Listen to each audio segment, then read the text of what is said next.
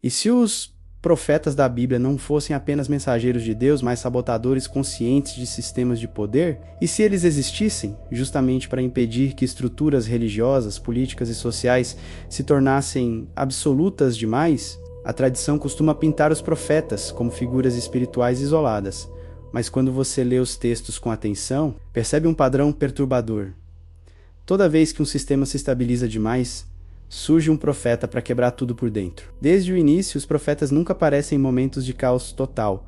Eles surgem quando tudo parece funcionar. Quando há rei, templo, sacerdócio, liturgia, economia e narrativa oficial bem ajustadas, é nesse momento que alguém aparece dizendo que está tudo errado. Não errado moralmente apenas, mas estruturalmente. Eles não atacam indivíduos isolados, atacam o sistema inteiro. Os profetas não falam contra o povo comum. Falam contra reis, contra sacerdotes, contra instituições. Eles não pedem reformas graduais, eles anunciam colapsos. Isaías não tenta melhorar Jerusalém, ele anuncia sua destruição. Jeremias não pede ajustes no templo, ele diz que o templo se tornou inútil. Ezequiel não negocia com o poder, ele descreve a glória abandonando a estrutura sagrada. Isso não é pastoral, isso é subversão. Um detalhe inquietante é que quase nenhum profeta é aceito em seu tempo. Eles são perseguidos, presos, silenciados, ridicularizados ou mortos. Só viram santos depois que o sistema que eles denunciaram já caiu. Isso levanta uma pergunta incômoda.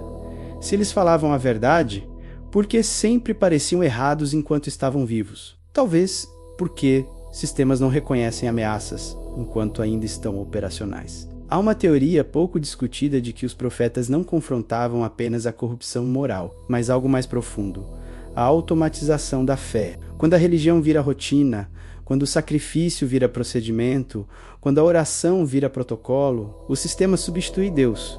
O profeta surge como um erro proposital, um ruído na engrenagem, alguém impossível de padronizar. Repare que profetas nunca seguem regras litúrgicas. Eles aparecem no deserto, fora do templo, fora da corte, fora da cidade. Eles não se vestem como sacerdotes, não falam como escribas, não respeitam hierarquias. É como se o próprio texto bíblico criasse personagens incompatíveis com qualquer estrutura fixa.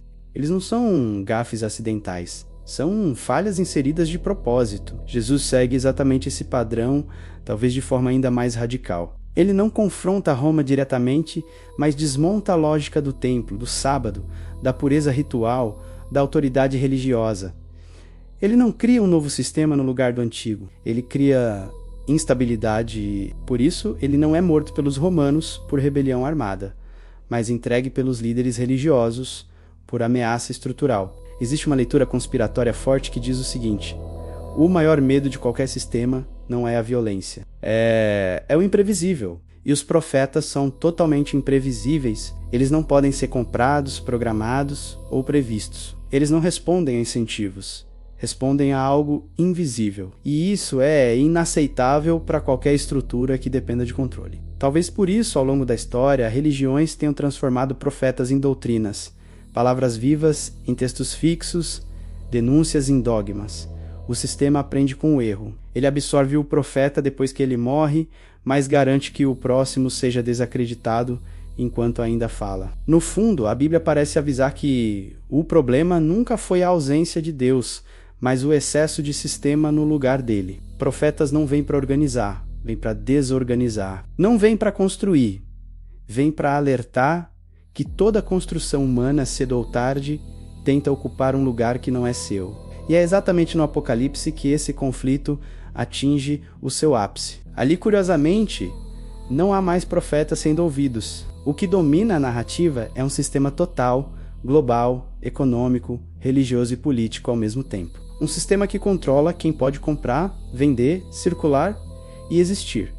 Um sistema que exige adesão, marca e lealdade. Não é o caos final. É a organização final. O Apocalipse não descreve o fim do mundo como desordem, mas como eficiência máxima. Tudo funciona, tudo é monitorado, tudo é contabilizado. A besta não governa pela força bruta, mas pela aceitação. A marca não é imposta apenas com violência, ela é normalizada. É o sonho de Babel finalmente realizado, agora em escala planetária. E note algo perturbador. O sistema do Apocalipse não odeia a religião, ele a utiliza, não elimina a espiritualidade, ele a direciona. Não destrói a fé, ele a gerencia. É a religião totalmente integrada ao controle. Não há mais espaço para o profeta imprevisível, só para o sacerdote funcional. Talvez por isso, no Apocalipse, as únicas vozes proféticas restantes sejam chamadas de testemunhas, e elas são mortas em praça pública. O sistema não debate, não reforma, não escuta. Ele elimina. E apenas depois de sua queda, essas vozes são reconhecidas. No fim, a Bíblia parece contar uma única história do começo ao fim. Toda vez que um sistema humano tenta ocupar o lugar de Deus, surge um profeta para alertar. Quando os profetas deixam de ser ouvidos, o sistema cresce até o limite máximo. Babel começa com uma torre. O Apocalipse termina com o mundo inteiro funcionando como uma só torre. E talvez a pergunta mais desconfortável não seja quando isso vai acontecer, mas se já estamos vivendo um momento em que o último profeta fala e quase ninguém percebe. Talvez o verdadeiro Apocalipse não comece com fogo caindo do céu, mas com um momento em que tudo parece finalmente estar sob controle. Quando cada passo é monitorado, cada pensamento é enquadrado, cada fé é institucionalizada. E cada pergunta vira ameaça. Talvez o fim não seja quando Deus se afasta, mas quando o sistema se torna tão perfeito que já não precisa mais dele. Os profetas não desapareceram. O que desapareceu foi nossa capacidade de reconhecê-los. Por quê?